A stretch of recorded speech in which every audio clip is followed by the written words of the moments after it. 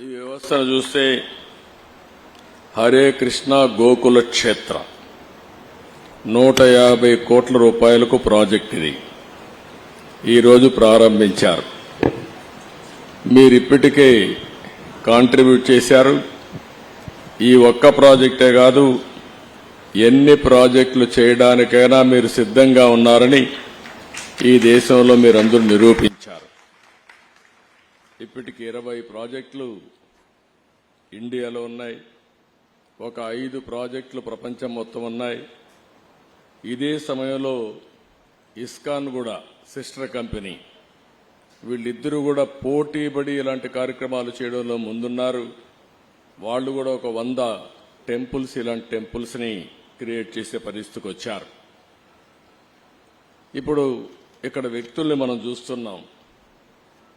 ఇప్పుడే మీరు ఒకసారి చూస్తే ఇస్ గ్రేస్ శ్రీ మధు పండిట్ దాసా గారు 40 ఏళ్లకు మునుపు ఐఐటి చేసి, ఆయన ఏదైనా అనుకుంటే మంచి కంపెనీ పెట్టాలంటే బ్రహ్మాండంగా పెట్టి ఒక ఎంపైర్, ఎకనామిక్ ఎంపైర్ క్రియేట్ చేసి ఉండొచ్చు. కానీ నమ్మిన సిద్ధాంతం కోసం దేవునికి సేవ చేయాలని, ఈ దారిలో మనల్ని నడిపించాలని ఆయన ఈ కార్యక్రమాన్ని టేకప్ చేశారు. వారిని మనస్ఫూర్తిగా అభినందిస్తున్నా. ఈరోజు మీరు హరే కృష్ణ మూవ్మెంట్ లో చూస్తే ఎస్ గ్రేస్ సత్యగౌర చంద్రదాస్ గారు, ఆయన కూడా ఐఐటి. వీళ్ళందరినీ చూసినప్పుడు నాకు అనుమానం వచ్చింది. మామూలుగా కొంతమంది డివోటీస్ అందరూ కూడా చిన్నప్పటి నుంచే వస్తారు, చదువుకున్న తర్వాత ఎవరున్నారు చూస్తే ఆశ్చర్యం కలిగించే విధంగా హరే కృష్ణ మూవ్మెంట్ లో 50 మంది ఐఐటి గ్రాడ్యుయేట్స్ చేరారు. ఒక 50 మంది ఇస్కాన్ లో కూడా ఐఐటి గ్రాడ్యుయేట్స్ చేరారు.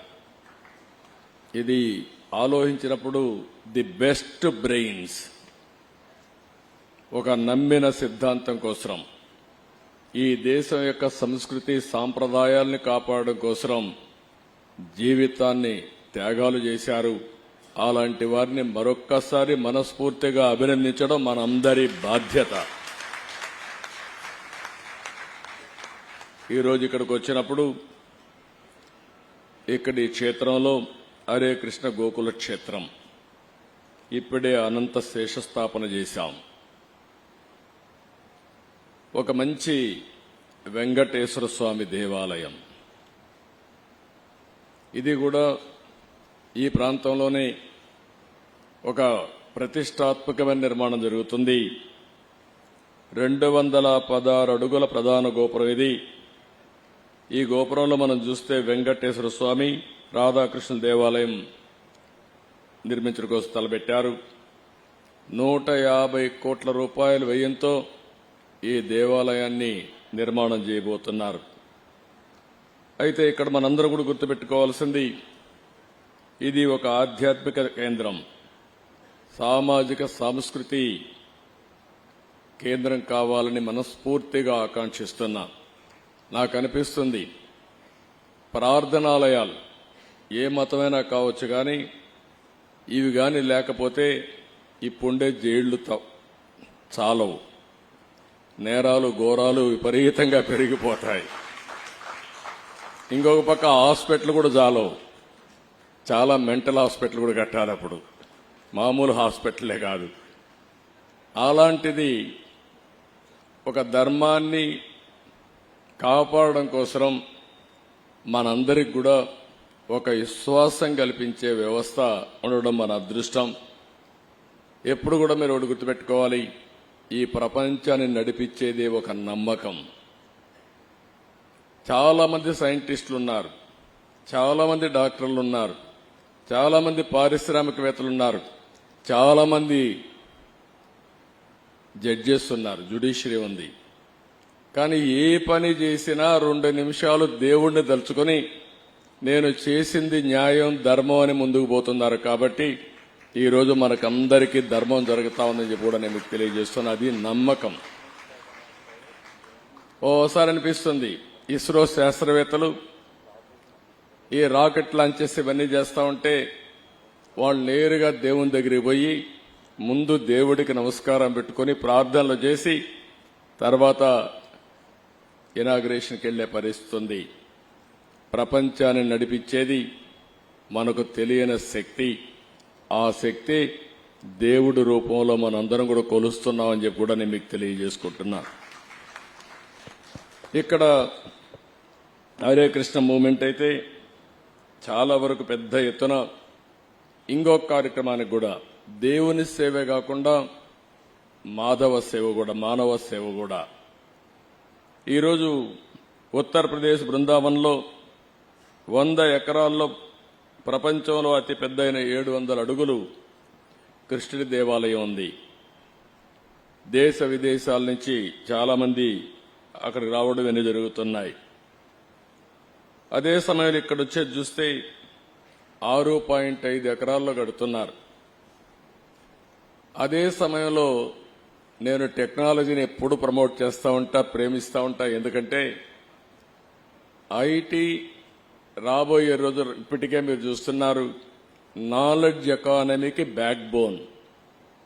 ఎవరైతే ఐటీని అడాప్ట్ చేసుకుంటారో వాళ్ళకందరికి కూడా బ్రహ్మాండమైన భవిష్యత్తు ఉంటుంది. ట్రాన్స్పరెన్సీ కానీ, అకౌంటబిలిటీ కానీ, స్పీడీనెస్ కానీ. ఇప్పుడు ఐటీ ఏ స్టేజ్కి పోయిందంటే ఆర్టిఫిషియల్ ఇంటెలిజెన్స్కి వచ్చేసాం. ఏఆర్కి వెళ్ళిపోయిన తర్వాత ఈవెన్ ఆర్డినరీ పర్సన్ కూడా ఎక్స్ట్రాడినరీగా ప్రవర్తించడానికి అవకాశాలు ఉన్నాయి. మీరు చేసే ఏ పనికి కూడా 80% సజెషన్స్ వచ్చే అవకాశం ఉంటుంది. అలాంటి ప్రతిష్టాత్మకమైనటువంటి టెక్నాలజీలో ఓసారి నాకు కూడా గర్వకారణం. నేను 25 సంవత్సరాల కంటే ముందు దీన్ని ప్రమోట్ చేస్తే ఈరోజు ప్రపంచంలో అన్ని దేశాల్లో ఇండియన్స్ వెళ్లారు. వాళ్ళల్లో 30% తెలుగు వాళ్ళు ఉన్నారంటే ఒక తృప్తి, మనం చేసిన పని ఫలితాలు వచ్చాయని. భారతదేశంలో ఉండే యువత మనకు ఒక అదృష్టం. ఏదైతే టెక్నాలజీ ఫస్ట్ మూవర్ అడ్వాంటేజ్ తీసుకున్నాం, ఇంకొక పక్కన ఏదైతే యువత రావడం విండ్ఫాల్ గెయిన్ గా వచ్చింది, ఈ రెండు డెడ్లీ కాంబినేషన్ కింద మన యువత ప్రపంచంలో బ్రహ్మాండమైన ఆంటర్ప్రెన్యూర్స్ గా తయారయ్యారు. ఈ రోజు ఎక్కడికి పోయినా మీరు ఒకసారి చూస్తే ఏ దేశానికి పోయినా భారతదేశం యువత బ్రహ్మాండంగా రాణిస్తున్నారు. అంటే మనం ఎక్కడ ఎత్తుక్కోవాల్సిన పని లేదు. ఏ సిటీకి పోయినా పాష్ లొకాలిటీకి పోయి ఇక్కడ ఇండియన్స్ ఉన్నారా అని చూసుకుంటే అక్కడ మన వాళ్లే ఉంటారు. రెండోది, ఆ కాలనీలో తెలుగు మాట్లాడేవాళ్ళు చూస్తే 30% తెలుగు వారే ఉండడం తెలుగు జాతికి కూడా గర్వ కారణం అని చెప్పి కూడా నేను మీకు తెలియజేస్తున్నా. అలాంటి టెక్నాలజీని ఇక్కడ మీరు చూస్తే హరే కృష్ణ గోకుల క్షేత్రంలో మొత్తం వర్చువల్ రియాలిటీ, విఆర్ గాని, ఇంకో పక్క లేబర్ టెక్నాలజీ గాని. అంటే ఎప్పుడైనా సరే ప్రపంచంలో మనం గుర్తుపెట్టుకోవాల్సింది, టెక్నాలజీ డెవలప్ అయినప్పుడు టెక్నాలజీ కూడా మనం అడాప్ట్ చేసుకుంటే, మోడర్నైజేషన్ ముందుకు పోతే దానివల్ల మనుగడ సాధించడం ఈజీ అవుతుంది, సస్టైనబిలిటీ ఈజీగా ఉంటుందని చెప్పి కూడా నేను మీకు తెలియజేస్తున్నా. నేను ఎప్పుడు వెంకటేశ్వర స్వామి మా ఇంటి కులదైవం. మా ఇంట్లో నుంచి నేరుగా చూస్తే మంగాపురం సైడు గోపురం అక్కడంతా కూడా 3 నామాలు కనబడుస్తూనే ఉంటాయి. ఇంట్లో నుంచి పైన ఎక్కి చూస్తే తిరుమలలో ఉండే 3 నామాలు ఇంటి దగ్గర నుంచి చూసే అవకాశం వస్తుంది.